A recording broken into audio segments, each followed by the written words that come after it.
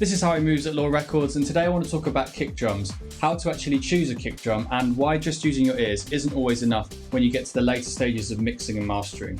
Let's go.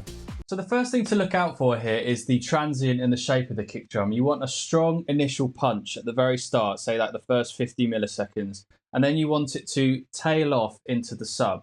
You want quite a lot of high frequency and mid-range content at that very start of the kick, just here, and then you want to see that sub tail off. This is for a couple of reasons. When you get to mixing and mastering, and mainly mastering, and you have limiters and clippers on your master, if the tail is too loud, it will hit the limiter first, which will cause distortion and create a very weak sound. Whereas if that limiter hits the initial transient, it will be more transparent. It will, in some cases, even increase punch in terms of clippers. Secondly, it allows for a little bit more space for synths and bass in the mix. I'll play you the whole mix together now, and then I'll give you an example of one that's not so good.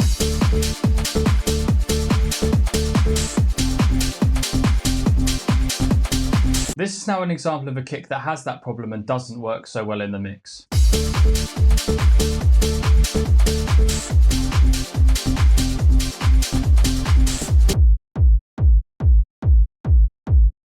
It's just not cutting through. There are things you can do to rectify this, however, and one of them is transient shaping. Really recommend this on kick drums particularly, instead of compression. That's for another video.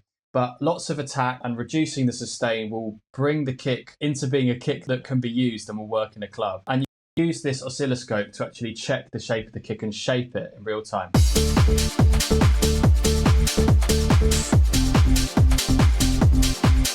Turn the transient designer off.